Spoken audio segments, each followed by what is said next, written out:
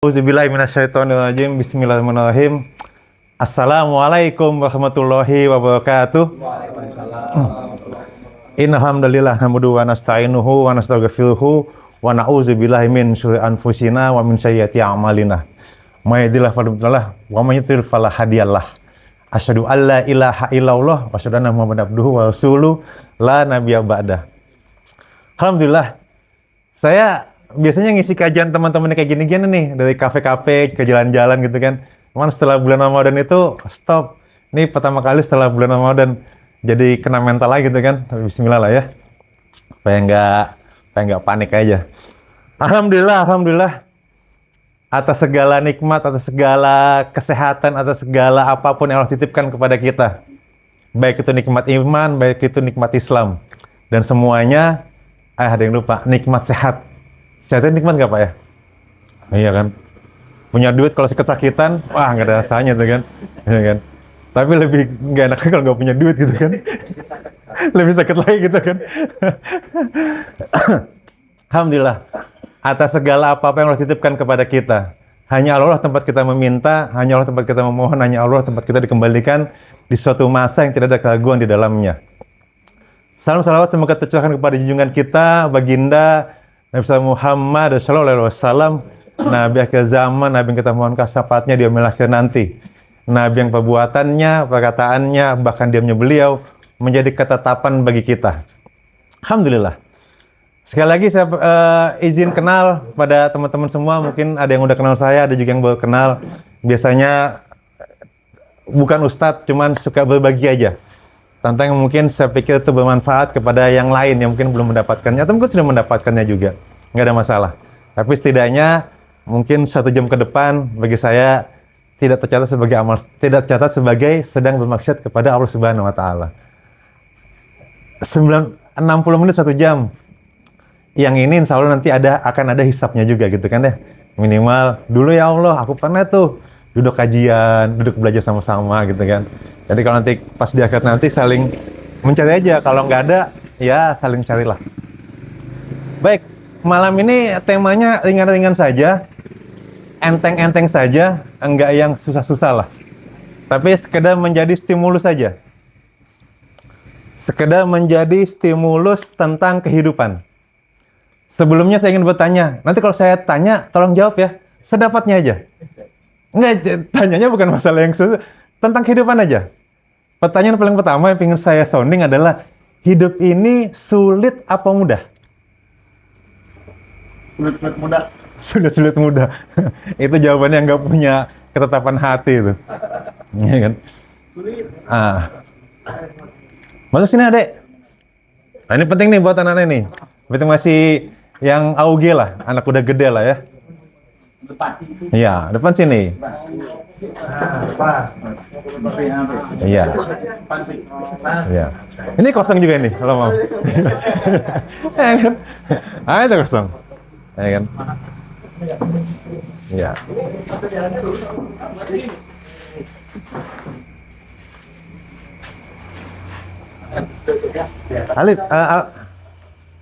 Alvin, depan sini.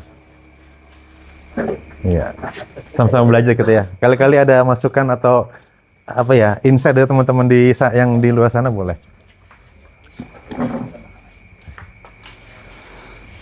Saya ulang pertanyaan saya. Tolong jawab dengan sekenyataan-kenyataannya. Hidup ini sulit atau mudah? Mudah, keren banget. Gua seneng bro. Iya kan? Ayo. Alvin, hidup ini sulit atau mudah? Mudah. Mudah, betul. Ada yang bilang hidup ini sulit? Ketahuan. Beban hidupnya banyak soalnya itu pasti itu.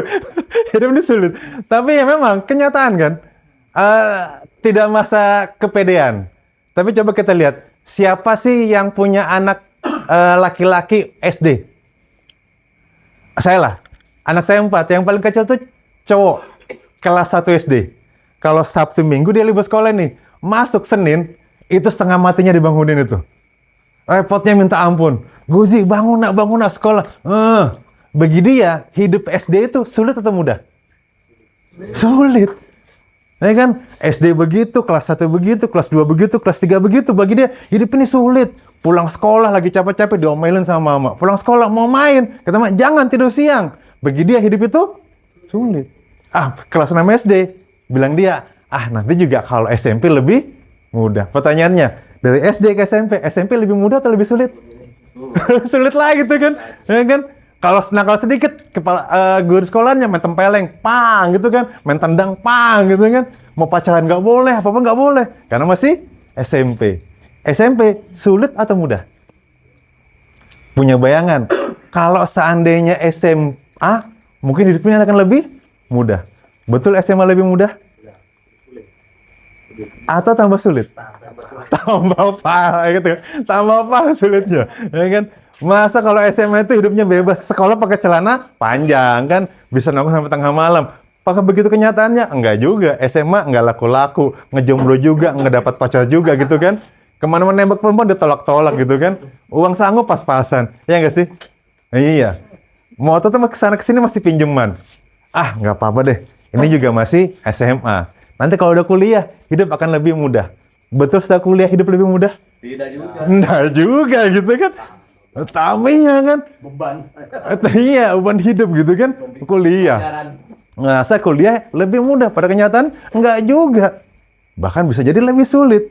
Kuliah, uang kiriman dari orang tua, pas-pasan. Senin, Selasa, Rabu, Kamis, Jumat, makanannya Indomie. Beda-beda, ya kan? Makanan elit gitu kan. Pokoknya jangan sampai dikatakan anak kuliah kalau belum kena tipes. Ujung-ujungnya begitu. Betul nggak sih? Kuliah ini kok, entah kalau udah kerja, hidup akan lebih mudah, punya duit, dapat gajian, bisa kongko-kongko mana, nggak ada yang jagain, nggak ada yang ngawasin. Betul kalau udah kerja hidup lebih mudah? Enggak juga. Itu yang kerja di belakang mulai ngeluh itu kan, mulai mikir tuh. Kenapa? Diomelin sama atasan. Pagi-pagi hujan badai banjir ngegas ngegas. Kenapa? Kalau nggak dipecat bro, nah SP, ya kan? Pagi-pagi ngantuk nih hujan badai, nggak bisa, harus berangkat juga. Siang pertengahan jam kantor gitu, jam 2, jam 3. Udah mau ditunjuk sama bosnya, dimarahin, diomelin. Kenapa? Karena kalau katanya teman saya, gaji kita itu 50% itu emang buat kita diomelin. Betul, kalau sudah kerja hidup lebih mudah? Bagian kerja jawabannya begini. Nanti kalau sudah menikah, hidup akan lebih mudah. Ada yang ngurusin, ada yang bikinkan makan, ada yang bikinkan minum, teh, kopi kalau pagi, ada yang siapin handuk gitu kan, ada yang bisa dibikin kelonan, iya nggak sih? Iya, sebelum nikah, ya kan? Belum nikah. Kalau sudah nikah apakah begitu? Tanya Isam. Iya. Yang mau nikah 2 minggu yang lalu gitu kan, mulai angkat tangan, ya kan? Nikah itu bro, enaknya itu cuma 3 malam aja.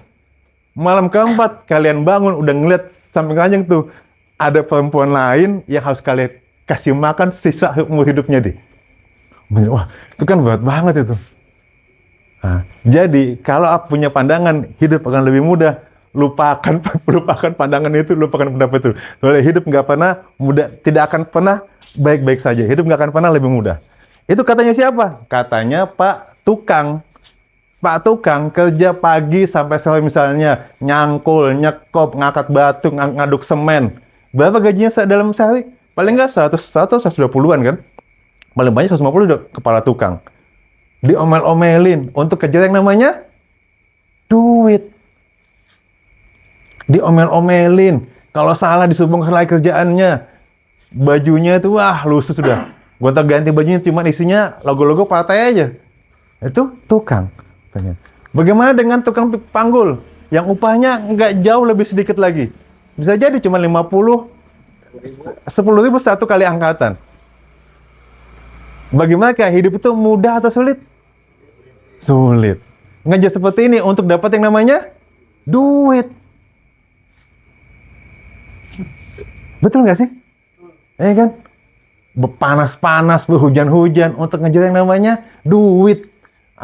Tukang ojek, udah tua-tua kasihan, sepuh, masih ngojek. Untuk ngejar yang namanya duit. Ada lagi satu profesi yang itu kejadian.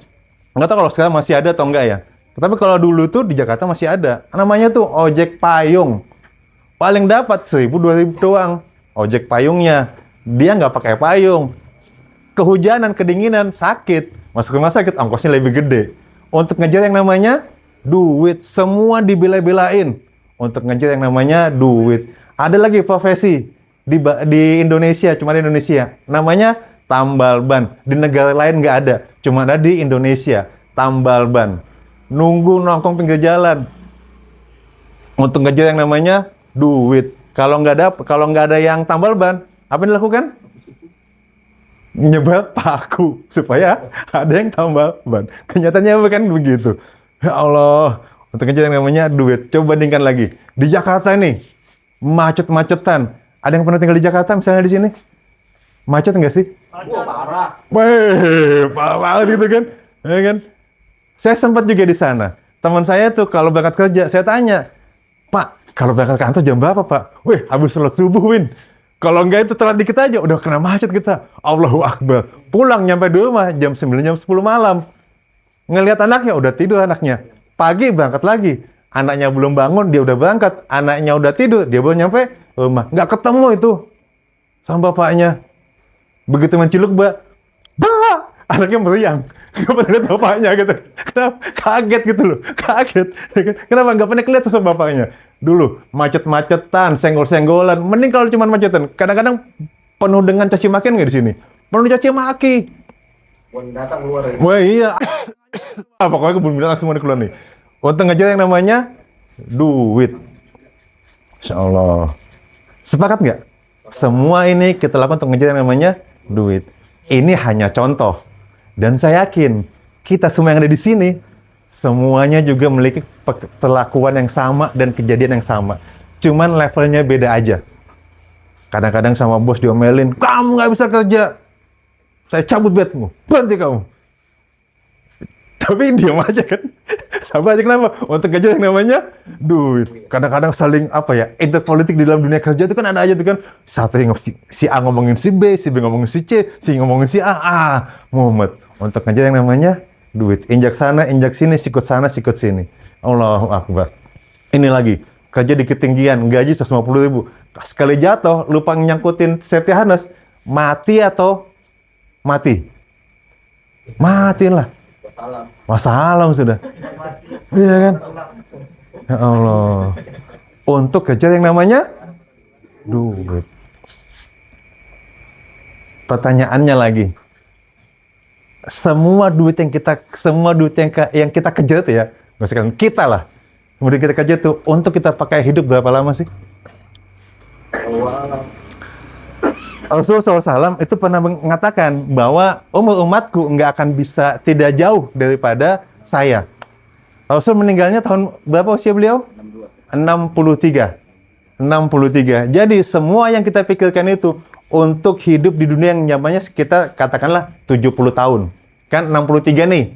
Ya dikasih bonus ya 7 tahun, 70 tahun katakanlah. Ada yang sudah 60-an di sini? 50-an?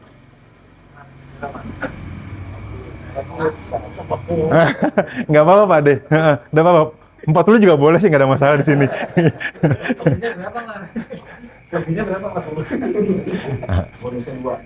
Nggak ada masalah.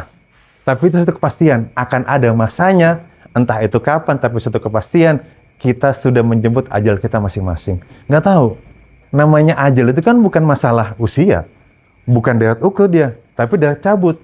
Kalau punya pandangan bahwa yang muda, yang tua itu akan lebih duluan mati, coba deh, jalan-jalan ke rumah sakit Kanojoso, lihat di ICU, banyak yang muda atau banyak yang tua? Banyak yang muda, nggak ada. Yang muda, yang tua itu nggak ada masalah. Jadi namanya ajal itu nggak ada kaitannya dengan usia. Tapi pada umumnya, saya ingin bilang, kita di dunia itu mati-matian ngejar duit yang untuk usianya untuk kita pakai selama 70 tahun. Injak sana, injak sini, sikut sana, sikut sini. Untuk yang dapatnya 70 tahun. Pertanyaan selanjutnya. Apakah setelah dunia 70 tahun selesai urusannya? Tidak. Belum. Pindah kemana kita? alam lain. Mulai nih. Dunia lain gitu kan. Dunia lain kan. Ya. Setelah 70 tahun, katakanlah, saya ini 44. Bukannya 27, San? Enggak. Aku tuh nggak mau mudah-mudahin lah. Maksudnya, aku tuh sering ngucapin ya, di setiap kali kayak gini saya ngucapin, aku 44 loh, 44 loh. Supaya terngiang gitu loh. Nggak lama lagi, Win. Dikit lagi kamu tuh loh mati gitu loh. Iya memang gitu. Jadi seperti self pengingat diri masing-masing lah. Aku gitu, saya ngomong 44, 45, 46. Ada masanya, saya sudah nggak bisa membuka mata lagi. Balik ke tadi ya. Mati-matian ngajak dunia, hujan badai, injak sana, injak sini, naik motor gas-gas, diomelin kita diam aja untuk ngejar namanya duit yang kita pakai hanya 70 tahun. Pertanyaannya, setelah 70 tahun, selesai urusannya di dunia? Tidak. Pindah kemana kita? Yang lain. Dunia lain namanya ini, kubur ini. Ada berapa lama kita di dalam kubur ini? Ulama-ulama mengatakan, katanya Imam Ghazali, kurang lebih 7.000 tahun di alam kubur ini. Kalau nasib bagus, kita mati hari ini, di kubur hari ini, besok kiamat. Kalau tidak, 7.000 tahun. Setelah itu apa? Setelah di 7.000 tahun, ada yang namanya Yaumil Mahsyar. Suatu data yang luas, tidak ada tekungan, tidak ada taktikan, tidak ada cembungan. Semuanya rata saja. Namanya Yaumil Mahsyar. Di mana manusia dari zamannya Nabi Adam hingga hari terakhir kiamat dikumpulkan menjadi satu. Semuanya telanjang. Kata Siti Aisyah, "Wah Rasulullah, kalau telanjang bukan kita saling melihat satu dengan yang lain? Nggak ada pikiran kalian untuk melihat seperti itu. Di matahari itu sejengkal di atas kepala, panasnya keringat kalian tuh sampai ke hidung. Sehingga bernapasnya gini. Gitu. Di Yaumil Mahsyar. Menunggu semua penghisapan. Berapa tahun di sana? Katanya Rasulullah SAW, bagaimana keadaan kalian jika Allah mengumpulkan kalian di suatu tempat seperti berkumpulnya anak-anak panah di dalam wadahnya selama 50.000 tahun dan dia tidak menaruh kepedulian terhadap kalian. Jadi panasnya minta ampun, panasnya sepanas-panasnya, jangan pernah dibayangkan panas di dunia. Terus sayang panasnya keringat itu membasahi tubuh kita sampai menggenang, sampai ke batas hidung. Nafas gini. Berapa lama begitu? 50.000 tahun. Apa selesai setelah 50.000 tahun? Belum. Setelah ini kemana kita? Setelah ini penerimaan kitab kita masing-masing. Namanya surga dan neraka. Berapa lama di sini? Katanya Allah, fiha kholidina abada. Selama-lamanya. Kalau nasib bagus, bukan nasib bagus ya. Kalau amalnya bagus, amal solehnya, dapat kitab dari tangan kanan masuk surga, dapat kitab dari tangan kiri masuk neraka. Pembukaannya ini, Bro. Ya kan? Saya coba rekap. Sekali lagi ya, malam ini enteng-enteng aja, nggak ada pembahasan yang macam-macam, cuma sekedar sebagai reminder saja, mengingat saja. Saya coba rekap. Dunia 70 tahun.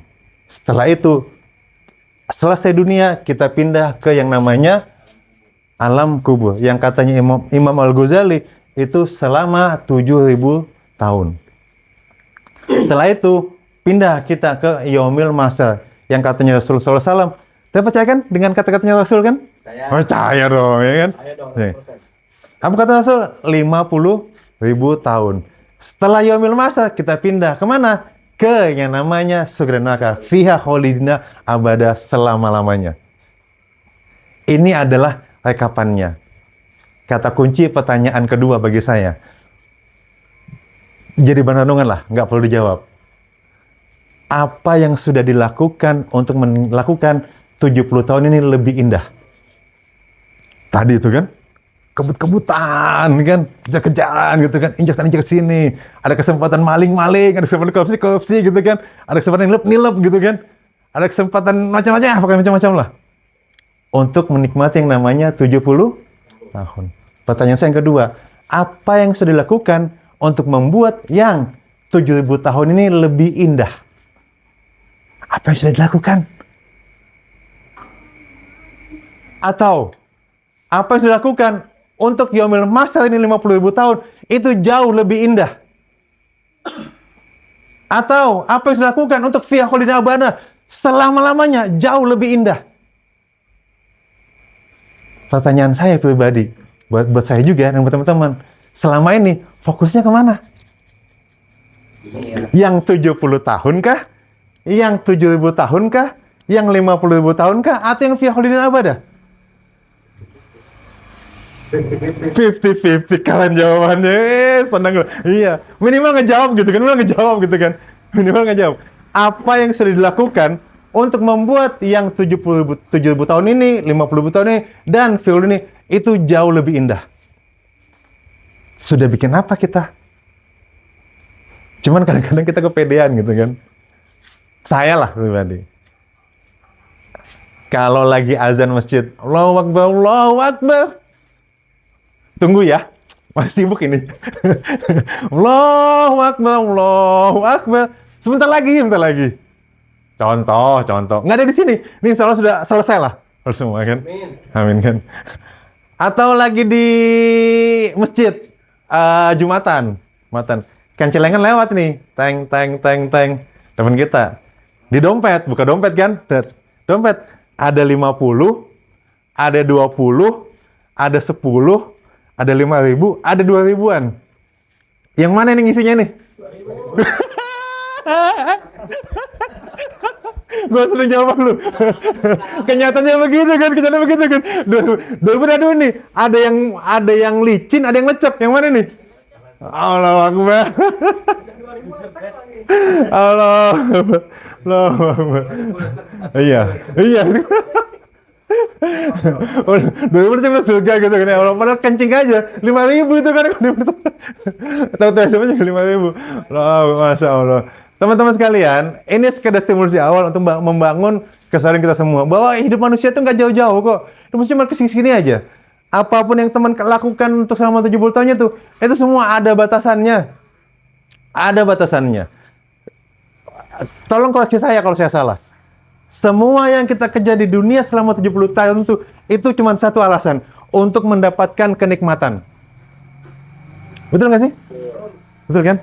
Padahal rumus kenikmatan dunia menurut saya nih, kalau salah mau silakan, itu hanya ada 2. Apa itu? Yang pertama, semakin dinikmati semakin hilang kenikmatannya. Yang kedua, ada batasannya. Saya ingin kasih contoh. Dulu saya kerja di perusahaan jasa inspeksi. Kemana-mana itu kita bawa alat NDT, bawa alat inspeksi. Trainingnya di Jakarta itu. Saya kalau dari Jakarta, saya kan cabang Balikpapan. Kalau saya dikirim ke Jakarta itu dapat hotel bintang 5. Kebayang nggak hotel bintang 5? Ciri hotel bintang 5 itu salah satunya adalah ada bathtub-nya. Kamu itu pakai bathtub. Tahu nggak bathtub? Oh iya, saya udah tahu kan. Saya nggak tahu itu. Bathtub-nya ada. Kedua, ada kolam renangnya. Hotel bintang 5. Malam pertama, set masuk hotel. Apa yang saya rasakan? Coba tebak aja. Asik apa enggak? Asik lah. Nikmat kan. Nggak ada di rumah tuh kan. Lantainya. Iya.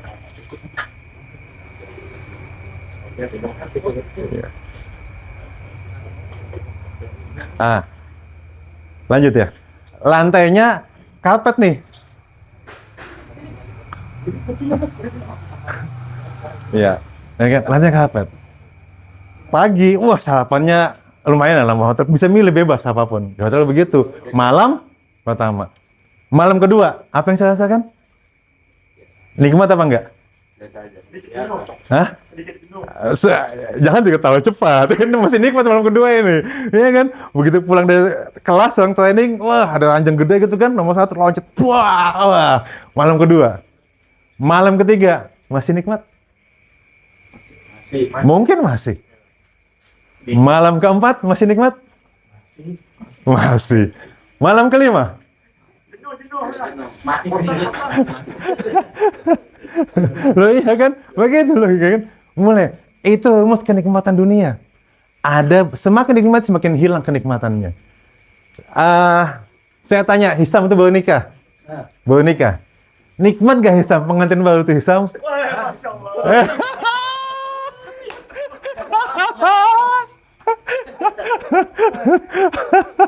Aku sama kata.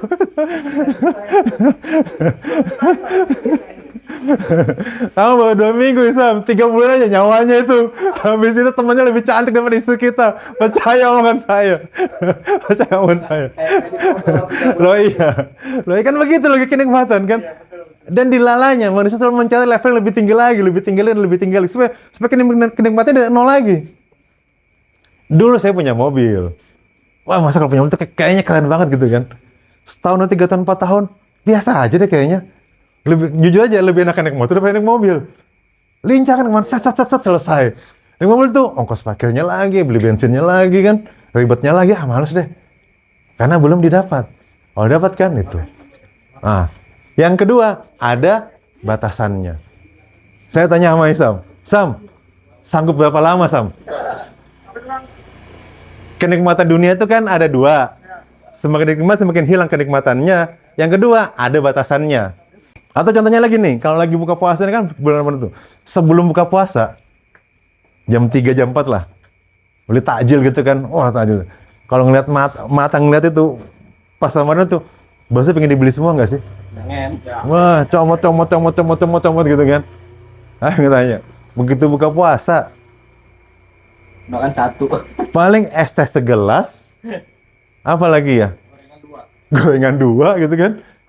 Tambah 1 lah yang manis lah gitu kan. Ya, kurma. Iya, kurma sudah. Kenyang sudah nggak? Kenyang. Udah kenyang. Selesai sudah.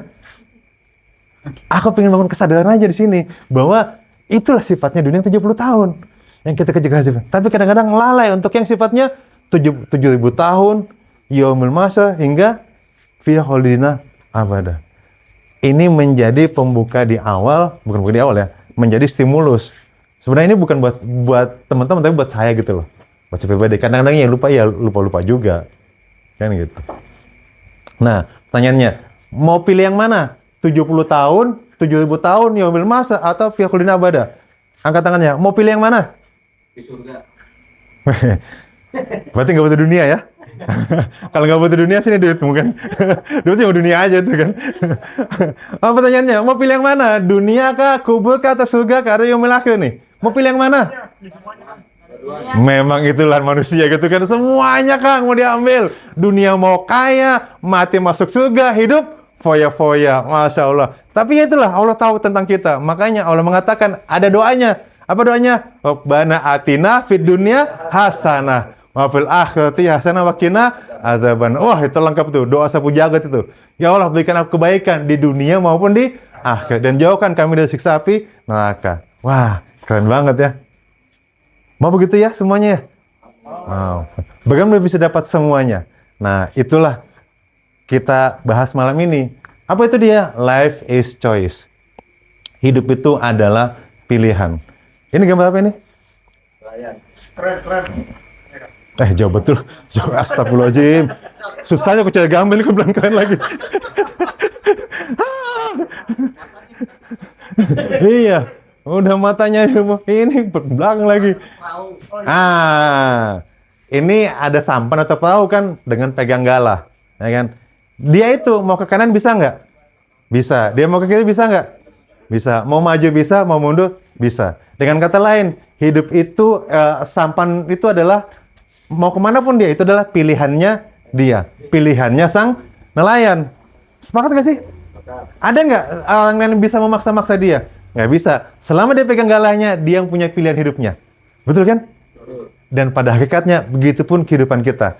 Hidup kita itu kita yang tentukan. Kita nggak bisa dikendalikan oleh orang lain. Hidup kita adalah pilihan kita. Life is choice. Dan stimulus kedua, saya ingin kepada teman semua, bahwa siapapun kita malam ini yang ada di sini, siapapun kita, atau apapun kita yang malam ada di sini, itu adalah hasil daripada pilihan-pilihan kita sebelumnya. Sepakat kan? Sepakat. Kalau ada yang seusia kayak saya nih, belum bisa ngaji, berarti udah tahu kan, dulu saya memilih untuk tidak belajar ngaji. Kalau ada yang jago bahasa Inggris malam ini di sini, berarti pilihan hidupnya dia dulu pasti belajar bahasa. Kalau ada yang malam ini ada atlet lah, atlet binaraga, tatoan, jadi perutnya kotak-kotak misalnya, bawa otot bicepsnya, tricepsnya semua jadi. Berarti dia dulu mengambil pilihan dalam hidupnya dia adalah untuk menjadi atlet, binaragawan. Nggak ada kan bayi lahir semua otot gitu kan? Nggak ada kisahnya, nggak ada, ya kan? Jadi apapun kita adalah pilihan daripada kehidupan kita. Jadi kalau mau bahas sederhananya ya, saya kasih sampel aja. Ini cuman random test aja ya, tidak juga pastilah. Cuman kalau saya sampel nih, siapa namanya? Lutfi, lupa tuh satu Lutfi. Lutfi, ini Rangga, lupa tuh saya. Banyak temanku soalnya, aku kalau Lutfi Rangga.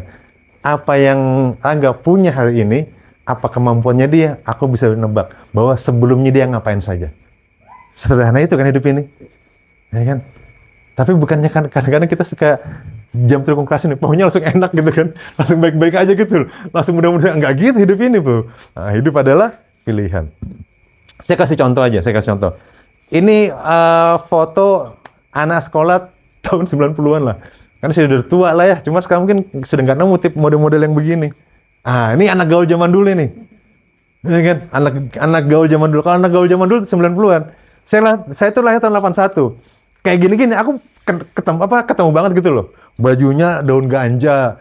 Kalau dia tuh pejantan, dia itu tindiknya sebelah kiri misalnya. Ya kan gitu ya, zaman dulu. Kalau dia tuh bencong, tindiknya sebelah kanan. Kalau dua tindiknya, itu perempuan. Zaman dulu gitu.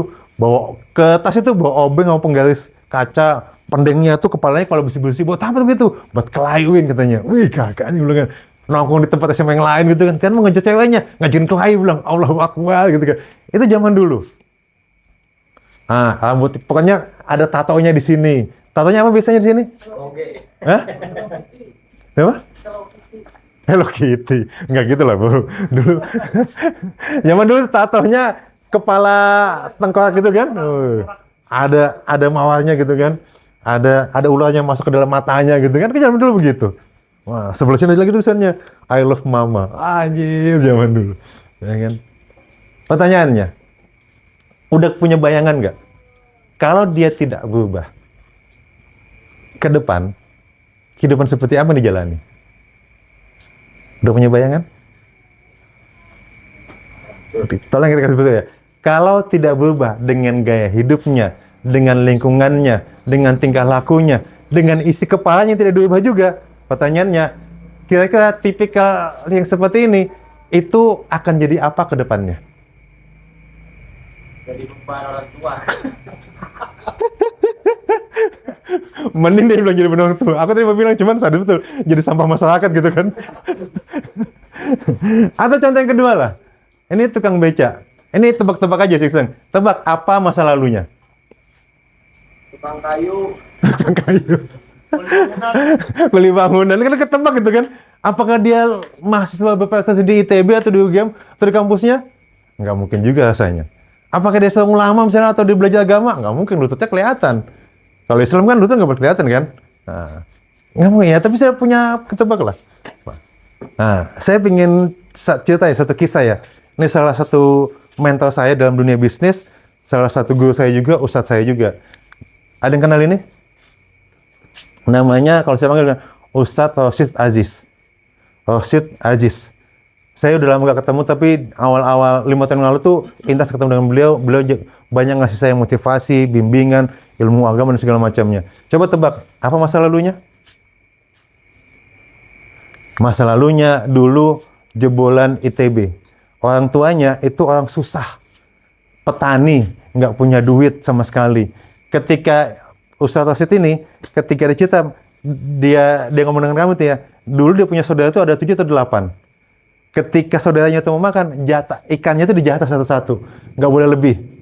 Tapi termotivasi dia dapat masih berprestasi, dapat panggilan tes di ITB. Tahu ITB kan? Salah satu favorit di Indonesia. Ngomong sama mamanya, "Mak, aku mau kuliah, Mak. Dapat panggilan di ITB, Mak." Apa kata mamanya? Sit, ngapain kamu jauh kuliah? Kita loh orang susah. Nggak usah kuliah, Sid. Sana ngangon sapi, ngangon kambing. Udah mau kuliah, Mak. Wah, tapi akhirnya dengan semangat yang kuat dia ngomong sama mamanya. Mamanya berusaha jual emas, jual tanah, jual sawah untuk model Rosyid berangkat ke Bogor untuk sekolah ITB. Masuk kuliah di ITB. Apa yang Ustaz lakukan selama di ITB? Berbeda pilihan-pilihan yang Ustaz dengan teman-temannya dia. Kalau zaman teman-temannya dia, banyak santai-santai, leha-leha. Dia itu pagi-pagi buta udah bangun. Zaman dulu tuh masih ada koran kan? Dulu tuh masih naik sepeda, jadi lapangan keliling. Tiap pagi pada subuh. Ke sekolah, fokus belajar. Pulang sekolah, kalau lagi ngajakin nongkrong, ngajakin main gitu, dia enggak. Ustaz Rosid belajar, baca buku, ketemu dengan Ustaznya, ngaji, halakoh. Sampai satu ketika, dia dapat duit 50.000. 50.000 itu, dia bilang sama Ustaznya dia, Ustaz, tolong bikinkan dong tentang ekonomi Islam. Ustaz, tolong bikinkan dong tentang fikih muamalah. Ustaz, tolong bikinkan dong tulisan tentang hubungan laki-laki dengan perempuan. Ustaz, tolong bikinkan tentang kitab ini. Macam-macam kitab dirangkum sama Rosid. Diketik, diprint, dijilid, dijual. Setiap kali ada kajian, dia jual di depan masjid buku-buku tulisan ustaz-ustaznya dia. Dia cuma ngerangkumnya saja. Pucuk dicinta bulan pun tiba. Beberapa tahun kemudian bikin percetakan. Percetakannya terkenal sampai sekarang. Kalau teman-teman ada buku putih yang ada tulisannya Nizamul Islam itu, atau At-Takatul itu, atau Mafahim itu semua cetakannya Al-Azhar Press punya beliau. Aku baru ingat, Al-Azhar Press. Sekarang beliau, perhatikan, menjadi foundernya pengusaha Rindu Syariah. Omsetnya beliau kurang lebih 4-5 M setiap bulannya. Kemana cuma ngomong aja tuh, berbagi inspirasi saja. Kebayang nggak? Apa ya, pilihan-pilihannya dia selama kuliah. Pahit atau mudah? Pahit. Tapi usaha tidak pernah bohong. Jadi beliau. Sekarang punya developer properti syariah. Di mana-mana ada. Kalau udah main DPS itu, di rumah tuh nggak perlu ngapa-ngapain, duduk-duduk saja. Duit udah ngalir aja tuh. Udah kayak tanah rumah gitu loh. Manis. Ustaz Rosid Aziz, salah satu mentor saya, yang saya banyak mengambil ilmu dengan beliau, menimba ilmu dengan beliau. Kita lihat hasilnya dengan dengan pilihan-pilihannya dia sebelumnya. Sekali lagi kata kuncinya, life is choice. Hidup adalah pilihan. Sayang kalau nggak punya pilihan, sayang kalau nggak fokus. Waktu itu semakin cepat berjalan. Dan saat ini, saya buka mata, usia sudah 44 tahun. Nanti ada masanya lagi, saya buka mata, usia sudah 50 tahun. Ada masanya, buka mata lagi, sudah 55 tahun. Jujur saya, menyesal saya. Kenapa dulu saya tidak menata hidup saya? Makanya, saya senang nih yang kayak gini-gini nih. 17 tahun, 18 tahun ya kan? Kalau nggak nata hidup dari sekarang, sayang bro. Hidup itu seperti pedang, cepet banget. Nggak sadar ini. Saya kemarin itu, anak saya pulang dari pondok, bulan Ramadan kan pulang dari pondok, 18 tahun anak saya. Udah gede ngalahin mamanya, badannya bisa semua. Wih, ya Allah tuanya aku ini kayaknya aku belum sempat kenyataan gitu kan. Anakku udah gede ini. Ini 4 tahun 5 tahun ke depan nih, aku mantu ini gitu kan. Allahu Akbar. Nggak sadar gitu. Anak aku itu 18 tahun. Pertanyaan sekali lagi, kalau nggak berubah, udah kebayang nggak bagaimana masa depannya? Atau lebih ekstrem lagi lah, tapi contoh yang lain. Ada remaja kayak gini, coba tebak apa masa depannya? Tebak aja. Kalau tidak berubah misalnya. Apa masa depannya? Dalam preman. Yang ini dihamilin sama yang ini. Hamil di luar nikah. Yang ini nggak terima. Yang ini bunuh yang ini. Ya kan? Yang ini menjadi banci gitu kan? Jadi bencong gitu kan? Nah, yang ini yang ini entar terjadi jam atau jadi apa. Pokoknya gitu lah kehidupannya. Pokoknya kacau hidupannya lah kan. Jadi gigolo lagi bilang kacau gitu. Tapi begitulah kehidupannya. Kalau tidak berubah. Kalau tidak mengubah, nah, yang jadi malah teman-teman sekalian, bahwa harus dipastikan, perubahan yang paling hakiki itu bukan tentang perubahan fisik, bukan tentang perubahan penampilan, tapi perubahan isi kepala. Nah, isi kepala ini, percaya atau tidak, dan saya meyakininya, itu berdampak kepada tingkah laku manusia. Kalau sampai dikatakan, dunia cuma sebatas dunia, isi kepalanya nih ya, Dunia cuma sebatas dunia. Mati, jadi mayat, dimakan cacing belatung, selesai. Udah kebayang tingkah lakunya seperti apa? Udah kebayang. Karena isi kepalanya, dunia is only dunia. Hanya dunia aja. Ini nanti kita bahas masalah akidah ya. Tapi saya akan bilang, inilah kehidupan manusia. Kita hanya bisa tahu masa lalunya seperti bagaimana kita mengambil pilihan-pilihan kita di saat ini. Jadi bagi muda-muda kayak ini, aku senang banget ini. Terus kalau bagi ya, kalau kalian tidak bisa keras pada diri kalian saat ini, percayalah, nanti di masa depan, dunia yang keras pada kalian. Ini pesan buat anak-anak ini, Pak. Oke, oleh karena itu, saya ingin bilang teman-teman, ambil keputusan fokus pada satu hal. Nah, yang jadi masalah, kadang-kadang kita tuh nggak fokus. Mau apa sih ke depan? Nggak kepikiran, dan nggak mau tahu. Jadi nggak bakal jadi. Fokus pada satu pilihan, fokus pada ingin goal yang paling jauh yang ingin digapai. Nah, contoh kalau fokus, yang mana yang fokus? Yang nggak banyak fokus? Nah, yang paling fun.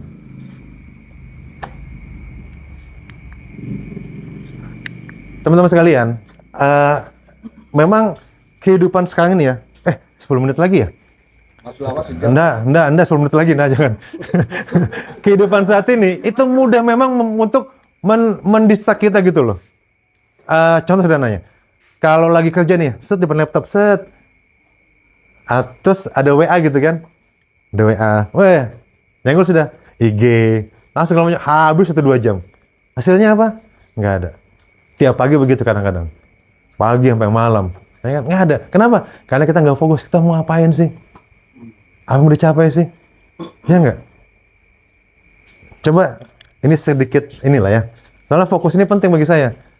Teman-teman, silau aku yang mulai tadi. Coba tangannya ke depan semua deh, misalnya. Mat, coba tangan ke depan semua. Kalau lihat tangannya, fokus pada tangannya, muka saya jelas apa enggak? Enggak. Iya kan? Enggak gitu kan? Tapi kalau seandainya fokus pada muka teman-teman atau muka saya, ini jelas apa enggak? Enggak. Oleh karena itu, fokus itu penting. Nah, zaman sekarang ini mudah sekali kita terdistract gitu loh. Teralihkan, akhirnya nggak fokus. Akhirnya ikut sifatnya yang sia-sia, nggak ada faedahnya, nggak ada manfaatnya. Coba perhatikan, kalau nggak fokus, pertanyaan saya, sebut, tiangnya ada 3 atau ada 2? 2. 3. Berkelahi sudah 3 sama 2 gitu kan? 2. 3 apa 2 tiangnya? 3. Saya 2. 2. Di atasnya 2. Iya kan? Nggak bisa fokus. Kenapa? Mau dilihat semuanya. Kalau pilih bawah, namanya ada 3. Kalau atas, ya ada 2. Pilih salah satu. Jangankan masalah seperti ini. Manusia juga begitu. Kalau ingin jahat sekalian. Baik sekalian. Kalau ada yang orang baik, jahat suka nggak? Nggak suka. Kalau ada yang jahat, orang baik suka nggak? Nggak suka juga. Kalau yang nggak jelas, baik enggak, jahat enggak. Itu gak ada yang suka sama sekali itu gitu loh maksudnya. Setengah-setengah gitu kan. Ya Allah, gitu kan. Contoh, rumahnya ada di bawah di atas pohon. Bawah. Di bawah di atas pohon.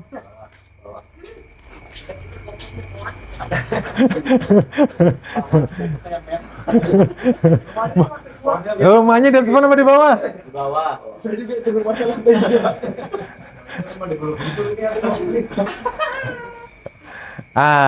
Ini akibat apa? Sekali lagi, akibat nggak fokus. Ini masalah sepele, apalagi dalam hidup. Jangan sampai, bro, punya pandangan hidup, terus, bro, ngapain hidup? Ya, ngalir aja kita itu. Nanti juga nyampe kemana? Nggak faedah sudah kalimat seperti itu. Nggak pakai kalau saya itu. Itu, bro, kalau hidup nggak punya tujuan, nggak fokus, ngalir tuh, kayak diselokan gitu, nah. Mending kalau ujungnya ke laut. Kalau masuk ke dalam septic tank, ketemu dengan ikan lele yang lunak walaupun tidak di presto. Ya kan begitu. Oleh karena itu teman sekalian, life is choice. Hidup adalah pilihan. Minimal, malam ini saya pada poin. Saya menentukan hidup saya. Jadi gini, jangan sampai apapun yang saya temui nanti ke depannya, apapun saya hadapi ke depannya, itu malah menyalahkan orang lain. Banyak itu kejadiannya. Kenapa saya beginiin? Bapakku tuh dulu begini. Nggak usah ngomong bapakmu. Mama aku tuh dulu begini. Nggak usah ngomong mamamu. Lingkungan tuh nggak usah lingkungan, kamu yang punya kendali pada dirimu. Itu yang disampaikan sebenarnya. Yang jadi masalah, terkadang manusia tuh mudah sekali untuk playing victim gitu loh. Aku tuh korban. Aku tuh, alah, pak kalau saya bilang itu kan. Panget. Nggak bisa. Nah, jadi intinya, life is choice. Hidup adalah pilihan. Pertanyaannya, mau jadi yang biasa atau yang istimewa? Istimewa, ya kan? Kenapa? Ke depan udah tahu kita. Yang istimewa itu seperti apa? Biasa apa istimewa? Istimewa. Sekali lagi, mau jadi yang biasa apa istimewa? Istimewa. Istimewa. Yang biasa, duitnya sedikit. Istimewa, duitnya banyak. Walaupun nama istimewa nggak selalu tentang masalah duit. Ya kan? Tapi kadang penghormatan, pencapaian, itu istimewa itu. Iya, betul. Iya, ya Allah. Plotisnya dia lah gitu kan. Aku udah serius lagi, dia plotis lagi kan. Iya. Saya pengen bilang, jujur aja nih, mohon maaf ya. Saya tuh saat ini kerja dalam kilang. Kilang itu ribuan karyawannya. Hanya dua yang membedakan. Istimewa dengan biasa. Helmnya, bro. Kalau helm kuning, biasa, banyak. Helm putih, istimewa. Semester ke atas. Aku kerja pakai helm putih. Wah, masuk. Pagi petin, siap. Gimana kerjaan? Aman, Pak? Mantap. Jam 10 keluar lagi, coba kopi kan, ngopi lagi, ngerokok di luar. Gitu saya tiap hari itu kan, pakai helm putih. Kita komat. Kebanyakan jalan-jalan aja tuh kan. Itu pencapaian sekian puluh tahun dalam dunia proyek itu. Ya kan? Enggak gujuk-gujuk langsung masuk kerja pakai helm putih bebas. Tinggal kasih perintah-perintah anak buah, nggak bisa. 30 tahun itu pengalamannya. Ya kan? Biasa, ya sedikit lah. Istimewa, banyak pencapaiannya. Yang mana yang biasa atau istimewa? Istimewa. Yang mana hebat? Istimewa. Penonton, biasa. Tapi kan dia berjuang, berjuang, berlatih. Itu adalah yang istimewa. Kalau dia main, dibayar atau dia dibayar ini? Bayar dia. Tapi yang masuk, bayar dia. Bedanya biasa dengan istimewa. Pertanyaannya saat ini, banyak nggak manusia saat ini banyak yang biasa, banyak yang istimewa? Perkataan Allah, dan sesungguhnya kami menjadikan si jahanam kebanyakan jin dan manusia. Mereka mempunyai kolbu, tidak digunakan untuk berpikir, dan mereka mempunyai mata, tidak digunakan untuk melihat, dan mereka mempunyai telinga, tidak digunakan untuk mendengar. Mereka itu sebagai binatang ternak, bahkan lebih sesat lagi. Mereka itu orang yang lalai. Bukan berarti sedang menghakimi teman-teman yang di luar sana, tapi ini adalah fakta. Yang sholat ke masjid banyak atau sedikit? Sedikit. Nggak usah sholat ke masjid lah, sholat di rumah juga banyak apa sedikit? Sedikit. Dibandingkan dengan jumlah manusia. Yang mau berdakwah banyak atau sedikit? Sedikit. Yang mau mengajak temannya untuk taat kepada Allah Subhanahu wa taala banyak atau sedikit? Yang sedikit itu adalah yang istimewa.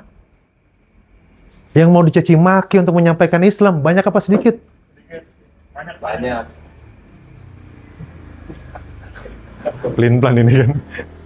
Nah, isi jahanam kebanyakan dari jin dan manusia. Siapa mereka? Mereka yang tidak punya kalbu, yang punya kalbu tapi digunakan untuk berpikir, dan manusia yang punya mata digunakan untuk melihat. Maknanya begini teman sekalian. Saya ingin bilang, banyak atau sedikit manusia yang punya mata tapi hanya melihat apa yang di depan matanya saja. Banyak apa sedikit? Banyak. Oke, kedua, banyak atau sedikit manusia yang punya mata tapi mampu melihat jauh daripada yang tidak kelihatan. Tentang akhirat misalnya, tentang yaumul hisab misalnya, tentang padang mahsyar misalnya. Banyak atau sedikit? Yang sedikit istimewa atau tidak? Itu contohnya. Mempunyai mata tapi tidak digunakan untuk melihat. Banyak atau sedikit punya telinga. Tapi ketika disampaikan dakwah, nggak mau. Malah ngenyek. Banyak atau sedikit yang punya telinga, diajakin kajian, diajakin dakwah, tapi menolak? Banyak. Hanya sedikit. Ini sedikit ini.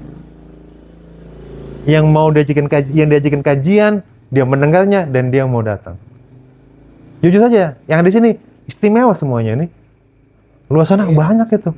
Istimewa semuanya nih. Karena saya yakin semua yang ada di sini, teman-teman dengan saya, nggak ada ikatan apapun. Tapi saya punya satu kesimpulan, mau datang ke sini karena kita ingin berubah menjadi lebih baik lagi. Betul nggak? Betul. Itu aja kata kuncinya. Bagi saya, itu udah cukup.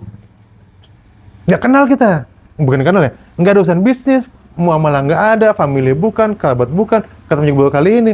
Tapi datang ke sini, satu alasannya. Ingin jadi lebih baik. Manusia saat ini ingin jadi lebih baik.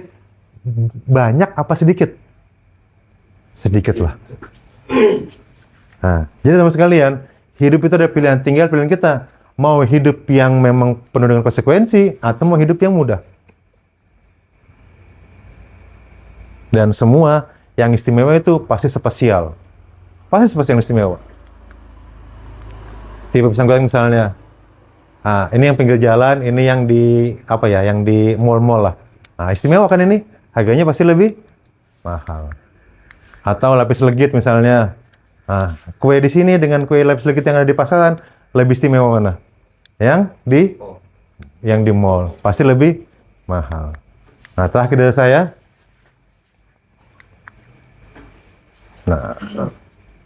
Salah. Masya Allah, Aku udah mau tengah-tegangnya gitu kan, kalian turunkan lagi, aduh, naikin lagi. Tapi aku mau bilang poligami itu istimewa karena tidak banyak, tapi poligami yang berhasil, ya kan? Ada nggak poligami yang gagal? Ada juga, banyak. Tapi ada juga yang berhasil kan? Ada. Yang monogami, ada yang gagal kan? Ada juga yang berhasil kan? Ya banyak. Ya nggak ada masalah. Saya ingin bilang sekali lagi teman sekalian, pas waktunya malam ini ingin berbagi saja sih, bahwa kata kuncinya hidup adalah pilihan. Jangan menjadi yang playing victim. Kita nggak tahu hidup kita itu panjang atau tidak, tapi setidaknya kita tahu ujungnya dari apa pilihan kita saat ini. Kan gitu. Cukup malam ini saja saya berbaginya. Jadi tidak juga yang mana yang kita pilih, surga atau neraka, taat Allah atau membangga kepada Allah, syariat atau hukum kufur. Apapun pilihan kita, kematianlah yang akan menjadi pembatasnya. Nah, ini adalah ajakan saya untuk teman-teman semua untuk tetap taat pada Allah Subhanahu wa Ta'ala dan menjadi pribadi-pribadi muslim yang istimewa. Ya kan? Capek, yakin saya capek. Berat, yakin saya berat. Tapi ujungnya pembatas kita hanya kematian. Kalau misalnya malam ini cuma ini yang bisa saya bagi, nggak usah yang berat-berat. Kalau saya tidak keberatan, izin minggu depan kita lanjut. Kalau masa nggak cocok, cukup malam ini saja. Akhirul kalam, saya tutup dengan doa kafatul majelis. Alhamdulillah, asyhadu an la ilaha illallah. Assalamualaikum warahmatullahi wabarakatuh. Makasih ya.